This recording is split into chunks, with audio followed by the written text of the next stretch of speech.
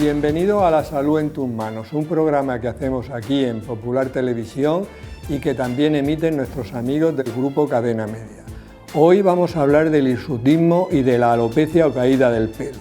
En general son problemas que no suelen ser graves, pero pueden deteriorar desde el punto de vista psicológico a las personas que lo padecen. Vamos a ver en qué consiste exactamente estos problemas, cuáles son las causas más frecuentes, si podemos prevenirlos y cuáles serían los tratamientos más adecuados. Para todo ello están con nosotros Paloma Portillo. Muchas gracias por venir, Paloma. Hola Juan, encantada. Paloma es médico especialista en medicina especialista en endocrinología y nutrición en el Hospital Reina Sofía. Jorge Martínez Escribano. Jorge, muchas gracias por venir. Muchas gracias a ti por invitarme. Jorge es médico especialista en dermatología en el Hospital Virgen de la Risaca. Y en la segunda parte del programa se incorporará Mariano Leal, que es médico especialista en medicina familiar y comunitaria. Vamos a ver qué le gustaría saber a la gente de la calle sobre los problemas que vamos a tratar hoy. ¿Cuándo se considera hirsutismo? Mi pregunta sería cómo se debería tratar el hirsutismo. ¿El hirsutismo dura toda la vida o tiene cura definitiva? Estas preguntas las vamos a ir respondiendo a lo largo del programa. Paloma, cuéntanos exactamente qué es el hirsutismo. Bueno, pues el hirsutismo es una afectación que ocurre en mujeres y resulta pues, un exceso de vello, un tipo de vello especial que es más grueso y es más oscuro, que ocurre en las zonas donde normalmente las mujeres no tenemos, que sería pues, las zonas que siguen un patrón más típicamente masculino. Por eso es hormonodependiente, ¿no? Y esas zonas pues, podrían ser, por ejemplo, pues, aumento de vello, por ejemplo, en el mentón, en la zona del labio superior, en la espalda, abdomen, muslo, glúteos. Entonces, en estas zonas, que normalmente no tienen las mujeres, pues es cuando se consideraría una alteración denominada el hirsutismo. Pero es muy importante una cosa que has dicho, que en las zonas no habituales de las mujeres, porque hay un vello que hay en brazos y en piernas, ¿no? Exacto, que ese es normal de las mujeres y no se considera como una alteración. O sea, si tienes un exceso de vello en el antebrazo, pues eso sería normal. Es una cosa cultural. Yo me acuerdo que cuando... Ahora está el Erasmus, pero cuando yo era estudiante de medicina sí. Había intercambios, de esto hace casi medio siglo, y yo estuve en Yugoslavia. La gente, los jóvenes no sabrán qué es Yugoslavia, porque ahora eran 6 repúblicas, ¿no?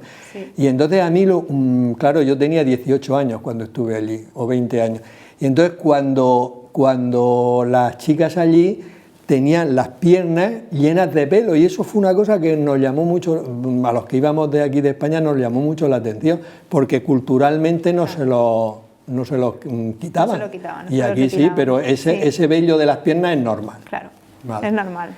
Y Jorge, ¿qué es lo que causa el hirsutismo y cuándo nos deberíamos de preocupar?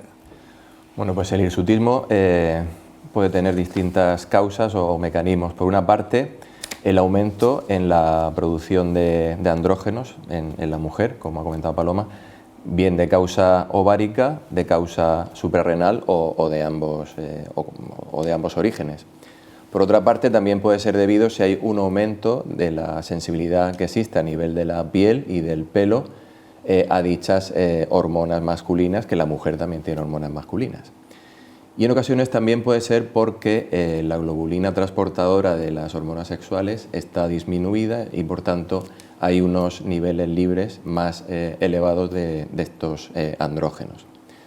Por otra parte, ¿cuándo preocuparse? Pues cuando es un hirsutismo un poco ya más exagerado de lo normal, o cuando pensamos que se puede asociar a otras patologías que pueden acompañar al hirsutismo. Pues por ejemplo es muy frecuente el ovario poliquístico. Cuando hay un hirsutismo asociado con alteraciones en la regla, en ocasiones puede haber infertilidad, quistes en los ovarios, tenemos que pensar que ese hirsutismo puede necesitar un tratamiento médico.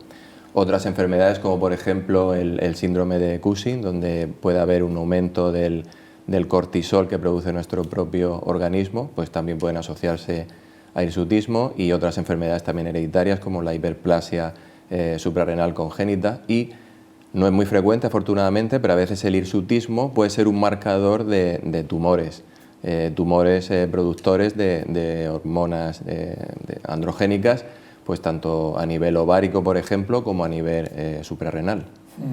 O sea, he entendido que las mujeres tienen su pequeña cantidad de andrógenos, que son las hormonas masculinas, y nosotros también tenemos pequeñas cantidades de estrógenos, que son hormonas femeninas, pero que también tenemos, ¿no? Ahí está. Ahí está. Lo importante es el equilibrio, ¿no? Eso es.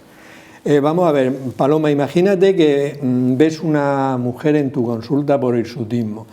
¿Tenéis una escala para valorar, digamos, el grado o la gravedad de ese hirsutismo, para estudiarlas, para descartar las enfermedades que ha dicho Jorge, o no, o a veces no merece la pena hacer un estudio porque tienen poca gravedad? Sí, efectivamente sí existen escalas para valorar el grado de intensidad, pero lo que pasa es que también en la consulta es muy importante también hablar de en qué momento de la vida aparece este exceso de vello y también de la velocidad de instauración, porque es muy importante, porque si hay una velocidad muy rápida en la instauración en muy corto plazo de tiempo, pues puede hacernos pensar que pueda haber alguna patología más grave, como por ejemplo la producción de un tumor suprarrenal productor de andrógenos o a nivel ovárico, como ha dicho Jorge.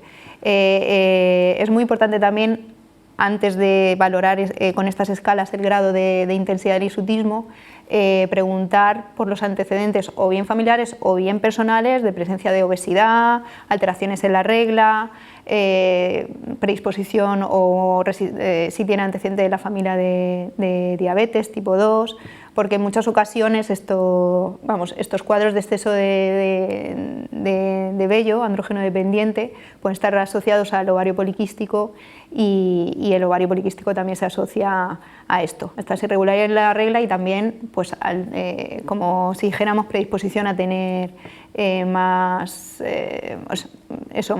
probabilidad de tener diabetes en un futuro, obesidad o tal.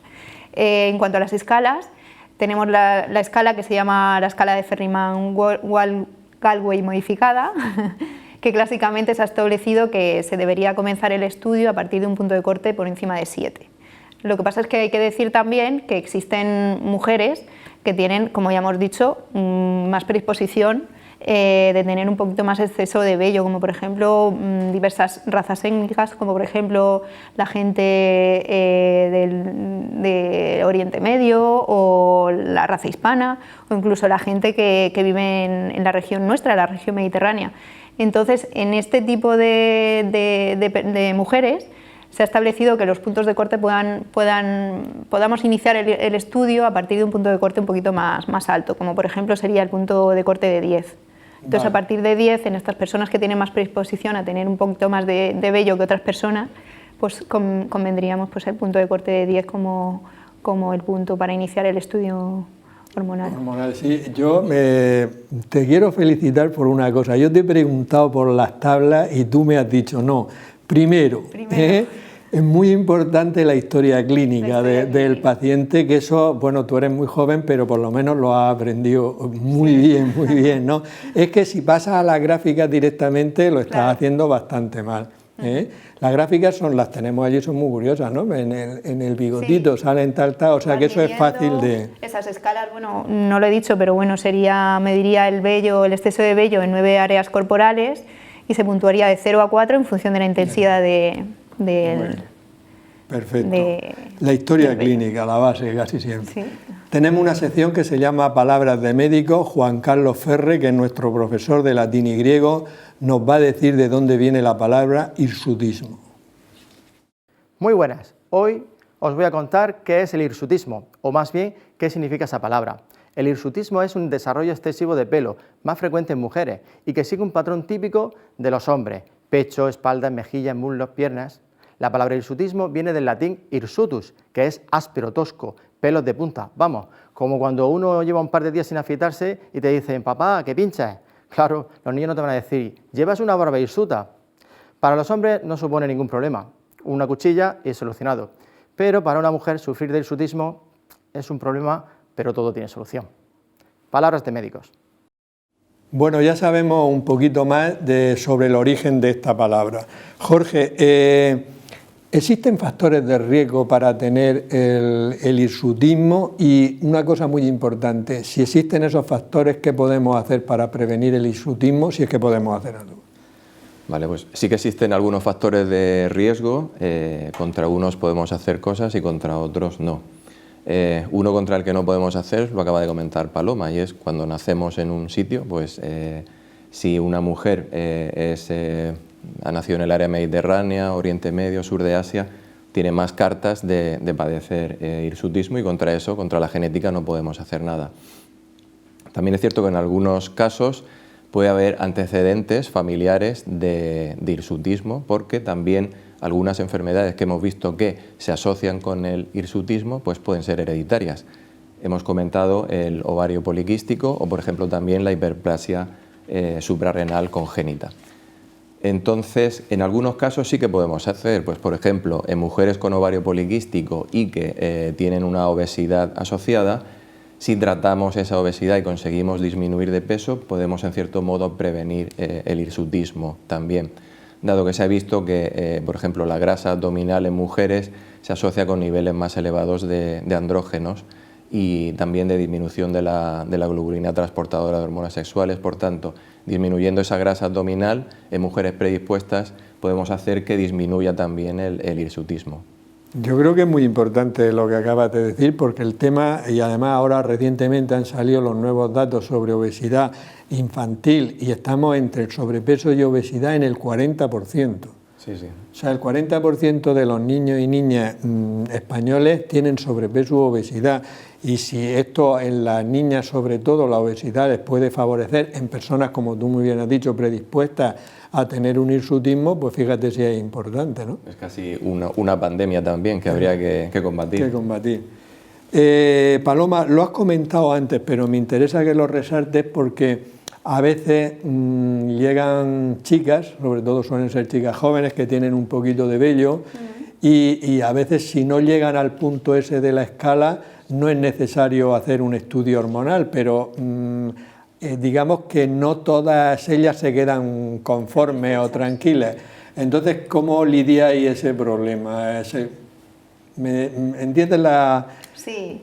Hombre, lo que nos debe preocupar también es un poquito el contexto también. Por ejemplo, si nos viene una persona con un exceso, una mujer con un exceso de vello según lo cree ella, pero también, por ejemplo, tiene alteraciones en la regla, o sea, no necesariamente tenemos que tener un exceso de vello a partir de lo que nos marcan las escalas para poder hacer un estudio hormonal, porque podríamos estar ante un ovario poliquístico, pero que realmente el vello pues no sea la manifestación más grande. Eso, no fuera la manifestación más importante, y si pudiéramos tener algún trastorno en este sentido. O sea que muchas veces tampoco lo condicionamos todo a lo que es la gráfica. O sea, tenemos que valorar de forma global el contexto, y luego hay que explicarle muy bien que sí que es verdad que hay gente que tiene como más predisposición a tener exceso de vello, que tiene pues una parte genética.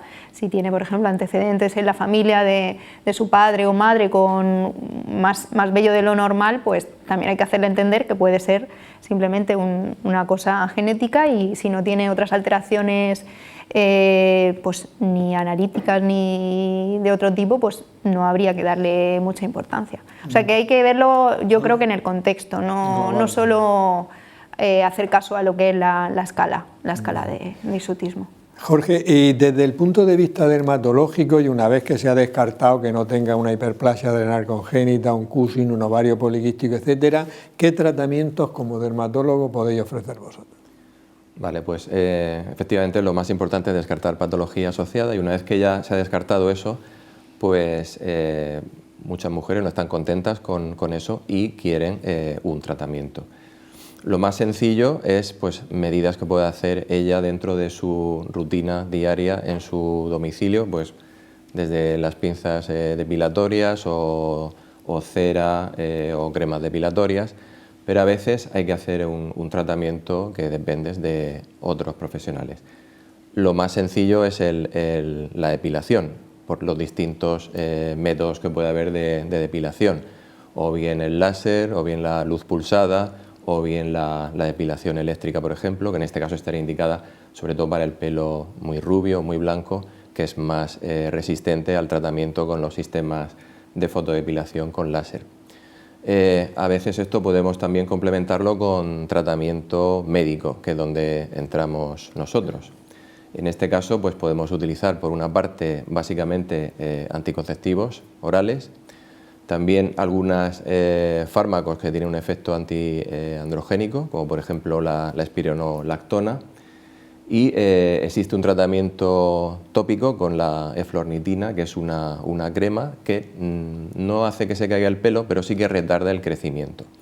Entonces, a veces en determinadas zonas donde el vello es más fino, pues después de hacer un tratamiento con láser o con otro tipo de sistema para eliminar el pelo, se aplica la crema esta, la eflornitina, que se aplica por la mañana y por la noche, y entonces retarda mucho más la aparición del vello.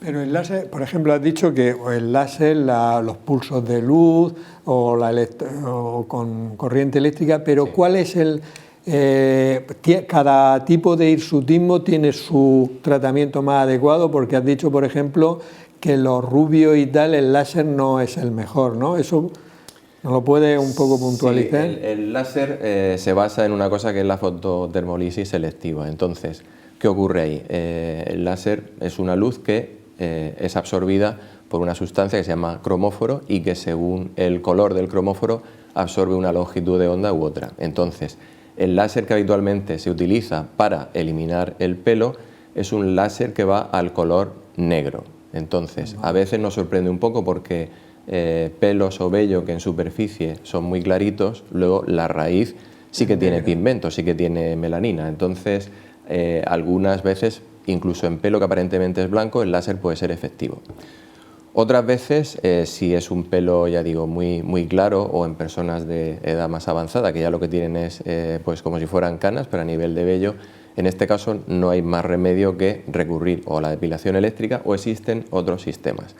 Pues por ejemplo, ahora hay una tecnología que consiste en aplicar una especie de tinta de calamar, para que nos entendamos. Concretamente es melanina de calamar, tú lo aplicas ahí, eso penetra en el pelo de color más blanquecino y una vez que ha absorbido ese color es como que tú has tintado aquello sobre lo que quieres actuar. Luego le aplicas el láser y entonces puede ser efectivo para eliminar dicho pelo. Y por ejemplo, una chica o una mujer se depila las piernas, ¿no? Y con láser, por ejemplo, ¿al cuánto tiempo puede volver a salir otra vez? Bueno, eso depende, pero habitualmente el tratamiento se hace pues cada mes y medio, cada 2 meses. O sea, que hay que estar cada mes y medio, 2 meses yendo de manera casi continua. Depende, porque mira, por ejemplo, mujeres con ovario poliquístico a veces necesitan muchísimas sesiones, muchísimas son 15, 20, no sabemos. Ya. Cuando no tienen este tipo de patología, sí que podemos hablar de depilación definitiva, que a lo mejor con 5 sesiones o como mucho 8 o 10 puedes eliminar definitivamente y para siempre ese vello.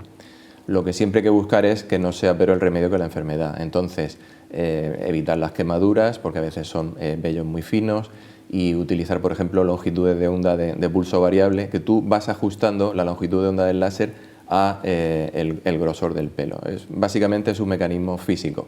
En función de que el pelo sea más o menos grueso, tú vas modificando la longitud de onda del láser para que llegue a donde a nosotros nos interesa. Pero yo me quedaría con el concepto de que algunas patologías es prácticamente imposible hablar de depilación definitiva. Pero que en muchas otras sí. En más del 80% se puede hablar de depilación definitiva. Bueno, ese dato es importante, que más del 80%, como no tienen enfermedad de base, pues los tratamientos que aplicáis son muy efectivos. Está muy bien. Vamos a ver, Paloma, nosotros como endocrinos tenemos menos éxito que los dermatólogos, ¿eh? Desde el punto de vista endocrino, ¿qué tratamientos tenemos? Para el hirsutismo, bueno, hemos dicho que muchas veces se asocia con problemas de sobrepeso y de obesidad, como por ejemplo las mujeres con ovario poliquístico. Entonces es muy importante reforzar el tema de la alimentación y el ejercicio. ¿vale? Esto lo que nos va a mejorar también, además de bajar de peso, es intentar conseguir ciclos más regulares y conseguir una ovulación de cara a una posible fertilidad. Y luego también nos va a prevenir de posibles complicaciones futuras, como por ejemplo el desarrollo de una diabetes, ¿vale? Que puede ser frecuente en estas mujeres con ovario poliquístico con el tiempo. Y luego, como tratamiento de primera elección en las mujeres que no tienen deseos de fertilidad a corto plazo, pues lo que ha dicho Jorge, pues el tratamiento de primera elección sería el uso de anticonceptivos orales de tercera generación con el progestágeno que tenga efecto antiandrógeno, como por ejemplo es el acetato de ciproterona o la drospirenona. Entonces, es importante también remarcar que este tratamiento se consigue ver el efecto no enseguida, sino que hay que esperar al menos 6 meses, incluso hasta 2 años, hasta ver el máximo efecto. Es decir, que no se va a ver el efecto inmediatamente. Es muy importante dejarlo claro porque necesita ser tomado de forma ininterrumpida durante varios años para poder ver el efecto. Y una vez se empiezan a tomar este anticonceptivo hay que valorar el grado de efecto, si ha hecho efecto o no ha hecho efecto. Si no ha hecho efecto, pues se pueden asociar otros tratamientos antiandrógenos que puedan intensificar la acción, como por ejemplo añadir el acetato de ciproterona de forma también combinada con el anticonceptivo, serían los 10 primeros días del ciclo donde se tomarían, o también otros fármacos como por ejemplo la finasterida o dutasterida o también la espironolactona. Y hay que decir también en estos casos que las personas que no toman anticonceptivos pero toman este tipo de antiandrógenos, es importante que decirles que a las mujeres no se pueden quedar embarazadas ni durante el tratamiento ni hasta meses después de haber estado tomando este tipo de tratamientos, ¿vale? Porque pueden ser teratógenos. Entonces eso hay que dejarlo también claro. Y esas mujeres que, por ejemplo, han tomado, vamos a decir nombres, por ejemplo, el Diane, que ya lleva 2 de estos, o que un tratamiento de este tipo, si deja de tomarlo, ¿vuelve otra vez el vello? Claro. Normalmente el efecto se pierde una vez dejas de tomar el anticonceptivo. Es decir, esto también es importante que lo sepan las personas. Eso también hay que saberlo, que el efecto se pierde cuando se deja de tomar. Muy bien. Muy bien, pues bueno, yo creo que el tema del hirsutismo, aunque es un problema muy frecuente y de mucha consulta, tanto al dermatólogo como al endocrino, por lo menos las personas que vean el programa ya tienen una idea un poco clara de que no es simplemente 4 pelos que salen ahí, sino que hay que hacer una buena historia clínica y luego a veces un estudio hormonal, no siempre, pero en muchos casos. Vamos a pasar a hablar de la alopecia o caída del pelo. Jorge, la definición es fácil. ¿Qué es la alopecia? Pero ¿cuándo definimos que una persona, porque a todos cuando nos peinamos se nos cae el pelo, ¿cuándo hay una alopecia o cuándo hay una caída del cabello patológica? Pues a veces casi lo sabe el paciente mejor que tú, porque es cierto que hay pacientes que consultan, sobre todo a edades tempranas, con 18, 19, 20 años, diciendo que se les cae el pelo y están muy preocupados o preocupadas por ello. Entonces, la alopecia efectivamente, pues su propio nombre indica, es la pérdida de pelo, que puede ser o bien de forma difusa o bien de forma focal, como por ejemplo en la alopecia areata, que hablaremos más adelante, y puede ser producida por una enfermedad o sencillamente puede ser producida por algo pasajero, como puede ser un estrés temporal, la cosa más... tienes que hacer a veces como de policía para ver qué es lo que está haciendo que se caiga el pelo, sobre todo en las alopecias areatas, que es un problema de alopecia autoinmune en el cual nuestro organismo no reconoce el pelo como propio y lo ataca y se cae. Y eso puede ocurrir pues tanto en el cuero cabelludo como en la barba y en otras zonas.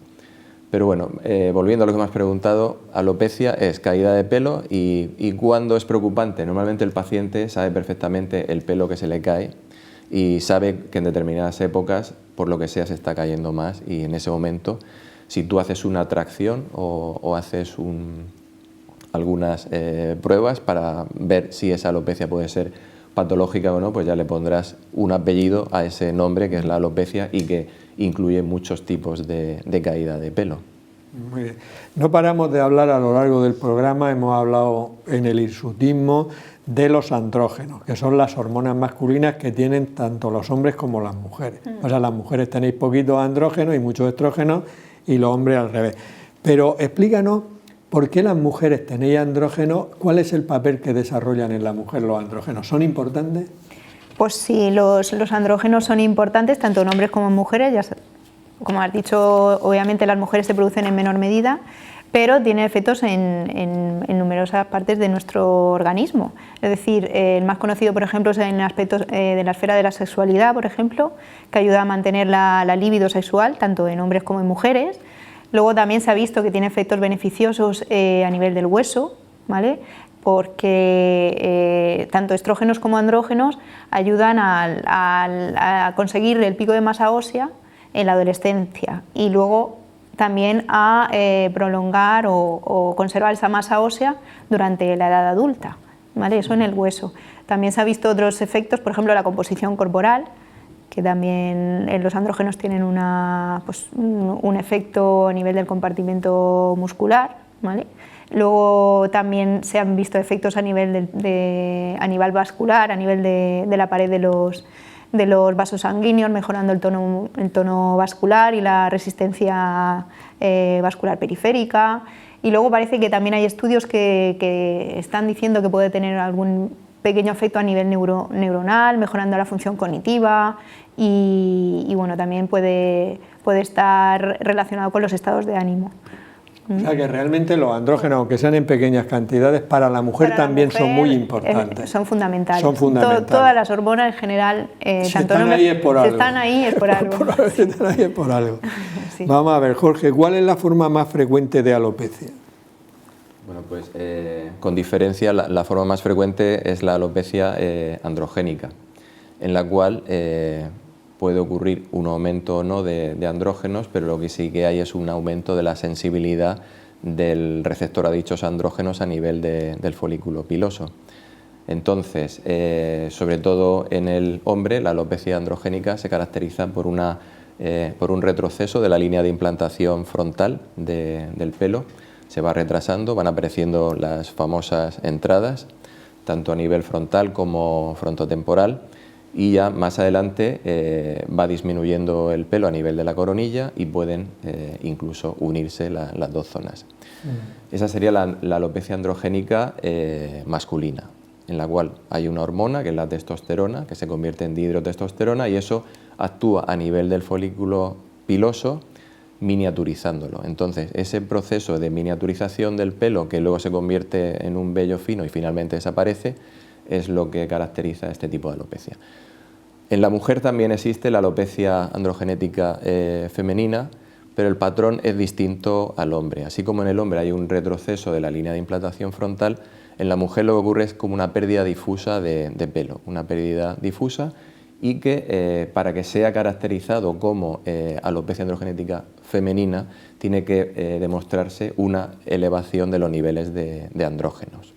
O sea que en ese caso sí que hay que medirlo y confirmar que los andrógenos están elevados. Es lo correcto. Luego si haces un tricograma, que consiste en extraer pues un mechón de pelo y mirarlo al microscopio, pues te das cuenta de eso, que el pelo va como miniaturizándose y aparecen también muchos pelos en fase telógen, que es como la fase tardía ya de caída del pelo. Paloma, ¿qué pasa cuando aumentan los andrógenos en la mujer? ¿Cuáles son las consecuencias clínicas? Las consecuencias clínicas, pues lo que hemos estado diciendo hasta ahora, pues cuando hay un exceso de andrógeno en la mujer, lo que pasa es que se pueden producir signos como por ejemplo la aparición de hirsutismo, lo que hemos estado hablando previamente, acné más allá de la segunda década de la vida, también se puede producir la llamada alopecia androgenética y luego si estos andrógenos se elevan de forma bastante más importante, pues pueden existir signos hasta llamados de virilización, en los que podría existir pues, un agrandamiento del clítoris o un agrandamiento de los labios menores de la vagina o incluso un agravamiento de la voz secundario al efecto de los andrógenos a nivel de la laringe. De vez en cuando se habla a veces de los andrógenos, por ejemplo en la mujer, como que les dan, que le aumenta un poquito la masa muscular, etcétera, etcétera, y ha habido actrices famosas que han preconizado que luego se dejó de utilizar, pero algún andrógeno a partir de los 65 70 años, ¿no? Eso sí, sí. Pero que eso no se debe de hacer. No se debería hacer. No se debe de hacer. No. Jorge, ¿se puede evitar o prevenir la alopecia androgénica, o podemos decir hay un componente hereditario y de padres calvos, hijos calvos? Bueno, pues si esto me lo preguntas hace más de 20 años te diría que no había mucho que hacer, pero ahora afortunadamente sí que se puede hacer para prevenir eso. Porque efectivamente es un dicho popular, pero que no se cumple si tomamos medidas. Hoy en día se tiene la medicina preventiva y aunque uno puede tener la predisposición familiar a que se le caiga el pelo, sí, justo en el momento que empieza esa caída, que suele ser al final de la adolescencia, empezamos a hacer tratamiento con los tratamientos médicos de los que disponemos hoy en día, pues podemos prevenir y evitar esa alopecia mientras tomamos esa medicación. Hemos hablado antes, Paloma lo comentaba, lo del finasteride, el dutasteride. Pues con esta medicación no solamente evitamos que se caiga el pelo, sino que si ya se ha iniciado un cierto proceso de alopecia, de miniaturización del pelo, con esta medicación incluso podemos revertir dicho efecto de los andrógenos sobre el folículo del pelo. También podemos revertirlo. Podemos revertirlo, sobre todo prevenirlo si empezamos a tiempo, que es lo fundamental, pero además podemos revertirlo y conseguir que salga más pelo.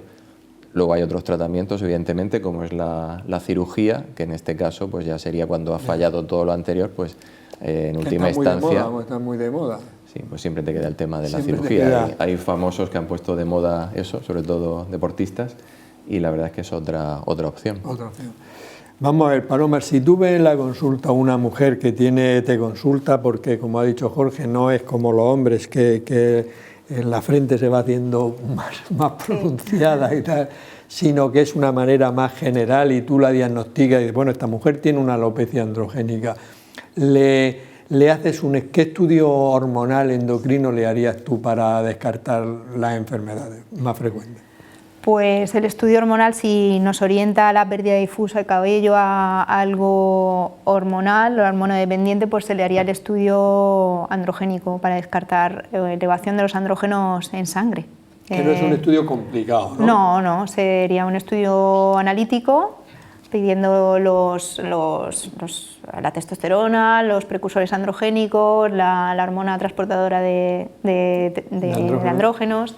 Y ya en base a los resultados, pues entonces ya se valoraría. En el caso de que estuviesen elevados, pues entonces esa alopecia androgénica podría estar también asociada a pues, otras alteraciones endocrinológicas, como lo que hemos estado comentando, ovario poliquístico, hiperplasia suprarrenal congénita. Habría que hacer un estudio, a partir de los datos analíticos ya ampliar más el estudio. Eso es. Muy bien. Jorge, entonces ya hemos dicho que para la alopecia androgenética hay algunos tratamientos. Los champús estos que anuncian son efectivos y luego aparte está el minoxidil. Cuéntanos los champús que anuncian para evitar la caída del cabello, para salir algo, y luego el tema del minoxidil aparte, porque ese sí parece que es más efectivo, ¿no? Sí, bueno, cuando tú recomiendas un champú a un paciente que se le cae el pelo, básicamente estás recomendando algo que no va a evitar que se le caiga el pelo. Siempre es un complemento, es algo meramente cosmético. De hecho, hay champús que pues, tienen sustancias como que engordan el pelo, para que nos entendamos. Entonces eso cosméticamente hace un efecto pues, parecido cuando utilizas un acondicionador y al parecer que tiene más pelo o que está más gordo, pues puedes sentirte mejor, pero un champú nunca va a ser un tratamiento para la caída de pelo. En cuanto al minoxidil, por ejemplo, pues el minoxidil hasta finales de los años 90 era prácticamente el único tratamiento que había más o menos efectivo frente a la alopecia, además de los clásicos complementos vitamínicos y de oligoelementos que bueno, te mejoraban un poco pero no eran la solución. Sí que es cierto que pues, con el inicio del nuevo milenio aparecieron tratamientos que se habían utilizado pues, para pues, pacientes con problemas de próstata, el caso del finasteride, posteriormente el dutasteride, y esto ha revolucionado el tratamiento médico de la alopecia. Entonces, utilizando tanto finasteride como últimamente dutasteride, se consigue mejorar mucho los efectos del minoxidil. El minoxidil era efectivo como en 1/3 de los pacientes, en 1/3 era regular y en 1/3 no hacía nada. Eso he dicho el minoxidil. El finasteride, por ejemplo, en 2/3 de pacientes consigue que les salga pelo. Y luego el dutasteride ha venido a prolongar los efectos del finasteride porque tiene una vida media más larga, y también la respuesta a nivel de que se prevenga la alopecia y salga pelo es mayor que con el finasteride. O sea que tenemos tratamientos bastante efectivos. Sí, luego también, pues, por ejemplo, ahora se está investigando mucho con el plasma rico en plaquetas, con factores de crecimiento, eso se le extrae la sangre al paciente. Como cuando hay una tendinitis y todo eso, una rotura. Exactamente, eso empezó en medicina regenerativa, pues empezaron a nivel de cirugía maxilofacial. Cuando tú colocabas un implante dentario, pues le colocabas plasma rico en plaquetas y regeneraba mucho antes el tejido. También se ha utilizado en medicina deportiva y obviamente pues se está utilizando mucho en tema de alopecia. Por ejemplo, después de un trasplante de pelo, está indicado la inyección de plasma rico en plaquetas porque va a favorecer que ese pelo que has trasplantado pues que se mantenga mejor ahí. Hay que ver lo que aprendemos en este programa, ¿eh, Paloma? Sí. Hay que ver lo que aprendemos. No lo sabía eso. Yo tampoco lo del plasma. Sí. Lo del plasma, muy bien, Jorge, muy bien por informar. Medicina regenerativa. Medicina regenerativa para el pelo, es que ya estamos llegando a unos niveles. Sí. Vamos a ver, Paloma. ¿Las mujeres con alopecia androgénica pueden tener problemas de fertilidad? Es lo que hemos estado diciendo en el programa, sí. Lo normal es que la alopecia se asocia a un hiperandrogenismo y entonces pues esto es lo que puede conllevar a nivel del ovario. El exceso de andrógenos puede influir en la maduración de los folículos y dar lugar a una anovulación. Entonces pues si no hay ovulación, pues no hay... O sea que sí que pueden tener. Claro, sí. Y una última pregunta, Jorge. Van a ser dos por el mismo precio. ¿Qué falsos mitos hay sobre la caída del pelo? Y por si alguien se ha hecho un trasplante de pelo, ¿el pelo trasplantado se vuelve a caer? Primero los mitos y luego si se vuelve a caer. Bueno, falsos mitos. Uno, por ejemplo, sería que si te cortas el pelo te va a salir más. Eso no es así porque realmente el pelo es un tallo de queratina, no hay células vivas y por mucho que cortes el pelo no va a crecer más. Las células vivas están abajo en el folículo. No es como una planta que tú podas un limonero y va a crecer más fuerte. Eso sería un falso mito. Luego quizás también que cuando se te cae el pelo es porque tienes mucha grasa o que cuando tienes grasa se te va a caer el pelo. Realmente eso sería lo que podemos decir un epifenómeno. O sea, cuando tú tienes mucha grasa en el cuero cabelludo, normalmente es porque también tienes unos niveles elevados de andrógenos. Y eso es lo que va a hacer que se caiga el pelo, no necesariamente la grasa. Sí es cierto que si utilizas un champú para disminuir la grasa o un champú suave utilizándolo incluso a diario, pues vas a tener un mejor aspecto de la zona.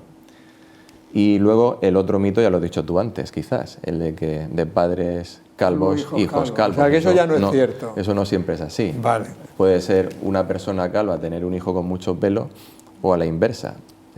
A veces la predisposición a la alopecia no solamente la transmite el hombre, también la puede transmitir la mujer.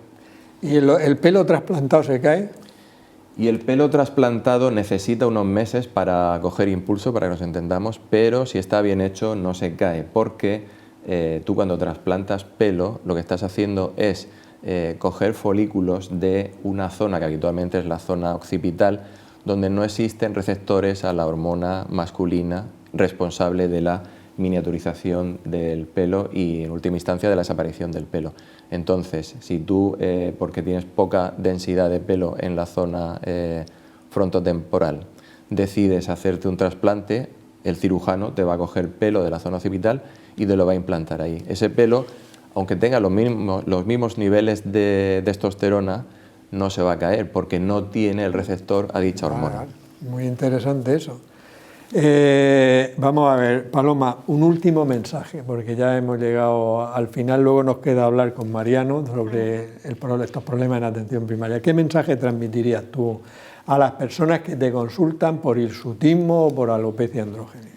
Pues yo diría que el hirsutismo y la alopecia androgenética se puede cursar con enfermedades de base, subyacentes, que hay que estudiarlas. En el caso de que sea necesario hay que estudiarlas, hay que remitir a un especialista, a un médico especialista para estudiar si realmente existen estas enfermedades de base. Que la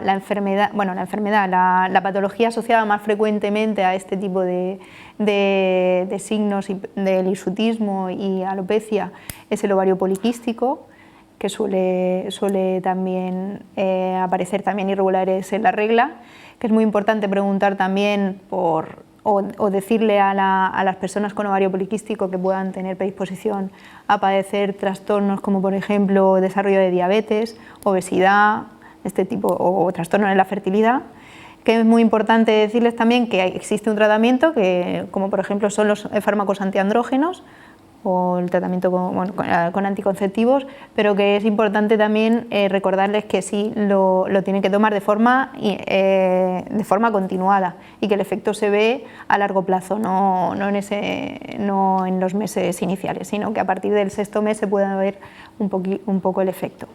Muy bien. ¿Y tú, Jorge, un último mensaje como dermatólogo? Pues yo diría que tanto para los problemas de hirsutismo como los problemas de alopecia y caída de pelo, lo que se debe consultar es con un médico, porque a veces nos olvidamos de ver al individuo en su conjunto y pues muchas veces tanto un hirsutismo como una alopecia pueden estar escondiendo otro problema, desde un tumor a un problema psicológico del cual se puede beneficiar el paciente en ocasiones pues con tratamiento, si es necesario, incluso psiquiátrico. Y pues saber que la medicina sigue avanzando, igual que ahora por ejemplo estamos todos esperando la ansiada vacuna del COVID, pues con el tema del pelo, el futuro quizás también sea el tema de la medicina regenerativa, no ya a nivel de lo que hemos comentado del plasma rico en plaquetas, sino incluso ya hablando de células madre y de ser capaces de cultivar células madre de un folículo piloso y que seamos capaces de generar un pelo nuevo de ese mismo paciente, con lo cual ni lo va a rechazar ni nada. Muy bien, pues a mí me ha parecido muy interesante, además de lo que he aprendido. Y bueno, creo que tú me has dicho una cosa muy importante y Paloma otra, y es que primero que los vea un médico, que no vayan a cualquier sitio a quitarse el pelo por láser sin ninguna revisión médica. Y luego, ese es tu mensaje importante y Paloma, que bueno, que hay que hacer un estudio para descartar las enfermedades más habituales. Nada, os doy las gracias, vamos a dar parte a la segunda parte del programa en la que vamos a hablar, porque los médicos de atención primaria también tienen un papel muy importante, porque todos estos problemas primero los ven ellos y luego ya hay veces que ellos a determinados pacientes los van seleccionando. Quedaréis invitados para otro programa porque lo habéis hecho realmente muy bien, muy bien. Muchas gracias. Gracias, Juan.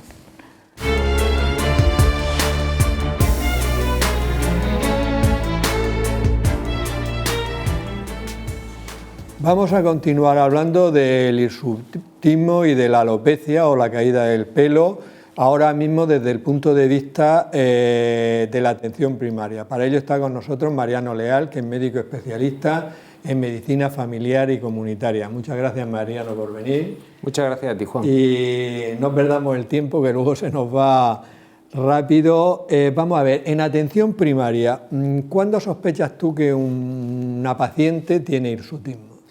Normalmente es fácil de sospechar, incluso antes de que la paciente lo cuente. Cuando vemos una chica, sobre todo a veces chicas jóvenes, que empiezan con pelo, no vello, ahora explicaré la diferencia, en el bigote, en la zona de la barba, patillas, o si la tenemos que explorar por otro motivo, en tórax, cara interna de muslos, pensamos que hay, sospechamos el hirsutismo. Como se ve en todos los casos, pues es relativamente fácil de sospechar y de hecho lo sospechamos. Y cuando lo sospecháis, ¿cómo diferenciáis, por ejemplo, pensáis que un poco de vello facial o ya consideráis que hay un hirsutismo? Muy fácil, mira, cuando es pelo negro, cuando es pelo grueso, pelo parecido al de la cabeza, lógicamente más corto, y tiene densidad, ya no es vello, ya es pelo. Y ya dependiendo de la distribución que tenga, si tiene una distribución típica del chico de 14, 13 que le empieza a salir el bigotito, le salen los primeros caracteres de pelo masculino, si se parece a ese, lo tenemos claro. Un vello que no se ve, que hay que fijarse mucho y tal, no lo consideramos hirsutismo. Vale. Sí, antes cuando hemos hablado con Paloma y con Jorge, realmente ellos han definido el hirsutismo como la presencia de pelo, ¿no? de pelo en la zona, en una mujer, pero en las zonas típicas del hombre, mentón, barbilla, patilla, etc. A ver lo que tú piensas sobre esto, porque ahora hay muchas chicas jóvenes con mínimo vello, y no digo pelo, van a hacerse una fotodepilación. ¿Esto podría enmascarar un hirsutismo y que no se haga, digamos, el estudio pertinente que hay que hacer? Sí, de hecho es uno de los, no diría problema, pero de las incidencias que tenemos en la consulta. Es típico que cuando la chica joven empieza a salirle un poquito, empieza a salirle el pelo grueso a nivel de bigote, como has comentado antes, a nivel donde le suele salir a los chicos, empiecen con fotodepilación antes de consultar al médico, o no van al médico porque a esa edad se suele visitar poco el médico. Entonces pasa desapercibido. Entonces ya para darnos cuenta tiene que ser que presente otras complicaciones del hirsutismo o tenga vello en otras partes del cuerpo que no se haya dado fotodepilación. A lo mejor solo se ha dado en la cara y la tienes que explorar por un catarro y ves que tiene pelo en la espalda. Dices, aquí hay un hirsutismo, está enmascarado, entonces le pregunta y se ha dado fotodepilación. Pero sí es una incidencia que a veces puede retrasar, o si no es un hirsutismo grave, que no nos demos cuenta, que luego se manifieste como otro tipo de trastorno. Pero eso, o sea, que es frecuente, por decirlo de alguna manera, en tu quehacer diario en atención primaria. El hirsutismo sí, es relativamente frecuente. ¿Y lo tratáis vosotros o lo deriváis? ¿Cuándo deriváis a una chica o a una mujer que tiene un hirsutismo bien al endocrino, al dermatólogo? ¿Y cuándo dices tú, no, esto lo tengo yo más claro que el agua y lo trato yo? Mira, hay dos momentos en la vida en que un poco de hirsutismo no se considera muy anormal, salvo que sea exagerado. En la adolescencia y en la menopausia. Ahí hay unos cambios fisiológicos que se producen que a veces aparece un poco de vello. Si no hay otro tipo de trastorno, por ejemplo una chica adolescente joven que tiene un poquito de hirsutismo, no tiene trastornos menstruales, no le ha cambiado el cuerpo, no se ha ensanchado, no sospechamos un ovario poliquístico y vemos que puede estar en el límite de la normalidad, le hacemos un análisis de hormonas normalmente y lo tratamos. Le podemos dar un anticonceptivo con un componente antiandrogénico, lo tratamos y si no hay más complicaciones no hace falta más. Igual que en la menopausia, lo normal es que en la menopausia, perimenopausia, aparezca un poquito de vello en la mujer. Si no es una cosa exagerada y se acompaña de que se está retirando el periodo, pues lo consideramos normal. Tratamiento, pues fotodepilación, cuidarse, no hacemos otra cosa. Pero sí hay hirsutismos que nos preocupan, que precisan una actuación. Por ejemplo, un hirsutismo brusco en una señora de 35 años que no ha tenido vello facial y de pronto le aparece. O una señora ya de 70 que de pronto aparece con vello facial. En fin, con una evolución rápida. No, cambios rápidos. Cambios rápidos y a edades no típicas, porque entonces sospechamos otra patología de base, que puede ser un tumor, puede ser otra patología que sí precisa estudio. Entonces le hacemos nosotros el análisis inicial y la valoración inicial del caso y lo derivamos para llegar a un diagnóstico acertado y tratar a la paciente bien. Porque ¿qué otros síntomas o signos puede presentar una mujer o una chica que tenga hirsutismo? Sí, pues hay síntomas característicos, ¿no? El hirsutismo se caracteriza por un hiperandrogenismo, o sea, es muy fácil de entender, se parecen al hombre. ¿Qué pasa en un hombre que no pasa en una mujer? Hipertrofia muscular, músculos más grandes, el clítoris se hace más grande, las mamas involucionan y aparece también a veces una alopecia con el patrón del varón. O sea, a veces con entrada, un poquito de coronilla y a veces disminución de la densidad del cuero cabelludo, que es como lo típico en la mujer. O sea, si vemos ese tipo de síntomas, o signos en este caso, son manifestaciones de lo que hay debajo del hirsutismo, un hiperandrogenismo. Vale. Vamos a ver, ¿os consultan también en primaria con frecuencia mujeres, no ya por hirsutismo, sino por una alopecia, por una caída perdón, del pelo de la cabeza? ¿Es también un motivo de consulta frecuente y qué hacéis en esos casos? Sí, también es un motivo de consulta frecuente. Afortunadamente, porque las mujeres quedaría peor, es menos frecuente que los varones, a lo mejor 9 varones por mujer, aproximadamente la proporción, pero sí nos consultan y sobre todo a raíz de la menopausia. O sea, es poco frecuente antes de la menopausia, también existe, pero es poco frecuente, pero a raíz de los cambios hormonales que se producen durante la menopausia, sí es frecuente que nos llegue una señora, sobre todo con disminución de la densidad del cuero cabelludo, que es como se manifiesta más en la mujer.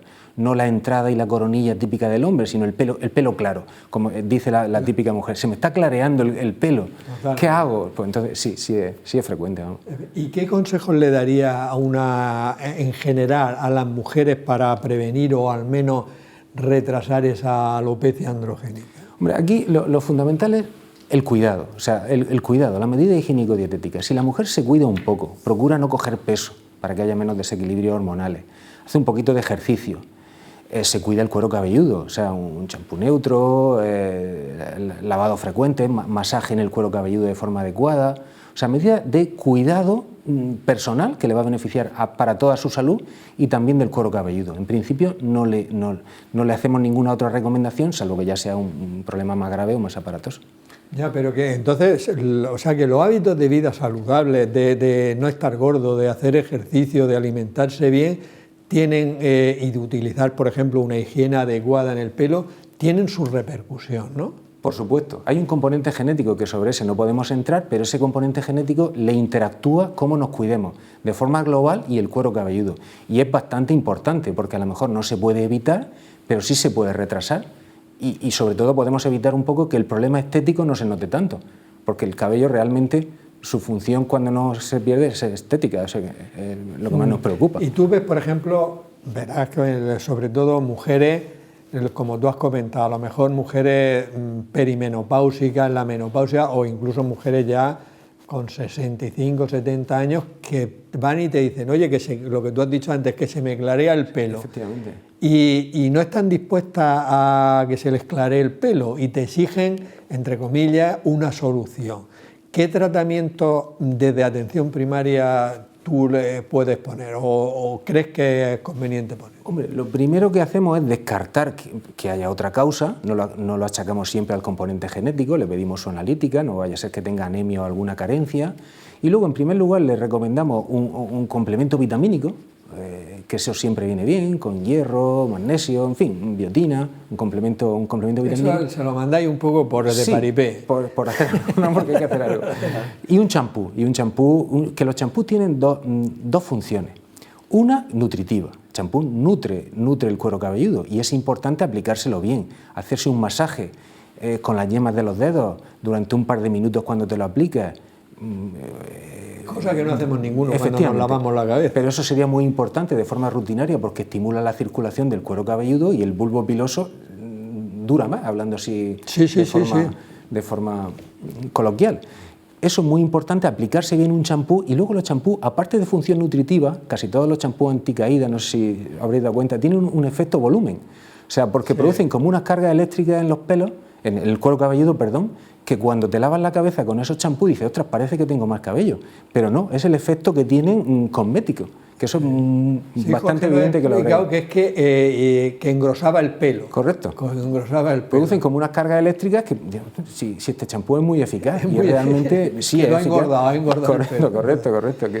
Y vamos a ver, Mariano, has utilizado varias veces la palabra genética. ¿Tienen utilidad los test genéticos para el diagnóstico de la alopecia androgénica?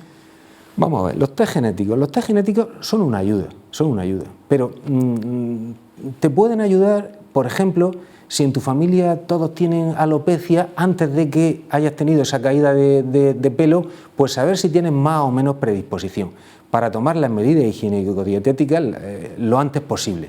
Que todos deberíamos hacerlas, pero si además tienes ese factor genético, te urge más todavía. Y luego a la hora de aplicar tratamientos, pues para aplicar el tratamiento específico, pero tampoco tienen una utilidad grande, o sea... A día de hoy te hablarían de una predisposición. Predisposición, efectivamente, pero no son milagrosos. No son porque te hagas el test genético no vas a evitar una caída de cabello. O sea, y como última, no pregunta, sino un mensaje, ¿qué le dirías tú a esas personas? Dos mensajes. Uno, a las personas jóvenes y no tan jóvenes, mujeres que te consultan por hirsutismo, y a las mujeres que te consultan por alopecia androgénica, para las cosas, el mensaje que tú te gustaría transmitirle para que se queden tranquilas o acudan a una consulta. Dos mensajes. El primero, cuando el paciente vea algo que no es normal, que lo consulte. A lo mejor es normal con la edad o por la genética, pero que lo consulte a su médico, que le diga, mire, me está saliendo este tipo de pelo en la cara, para que se le haga una valoración. Eso lo primero, que no lo consideren todo absolutamente normal. Y lo segundo, cuídense. Ya sé que somos muy reiterativos, pero es lo mejor que podemos hacer. Cuídense, hagan un poco de ejercicio, procuren no coger peso y, por supuesto, el tabaco es, yo diría, no el enemigo número uno, pero casi el enemigo número uno de la pérdida de cabello. Disminuye la oxigenación del folículo piloso y es un enemigo, diría, casi mortal. O sea, eviten, por eso se resume un poco en cuídense.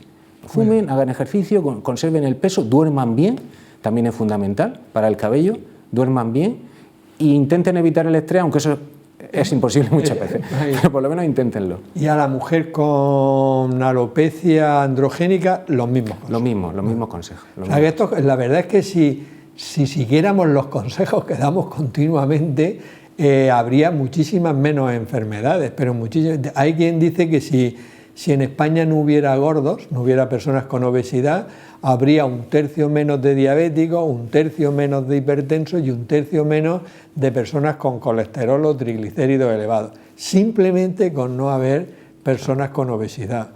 Así que nosotros no nos cansaremos de repetir este mensaje. Aunque seamos pesados, pero... al final a ver si lo conseguimos. Pues muchas gracias, Mariano, por tu aportación a este tema, que creo que en general no suele ser grave, pero sí que a muchas personas les ocasiona, desde el punto de vista psicológico, a veces preocupación e incluso a veces alteraciones, ¿no? Entonces, que tengan las cosas claras y la visión del especialista de medicina familiar, del dermatólogo y el endocrino, creo que puede ser un programa que sea interesante para muchas personas. Por mi parte nada más, despedirnos hasta la próxima semana en un nuevo programa de La Salud en tus manos. Que seáis muy felices.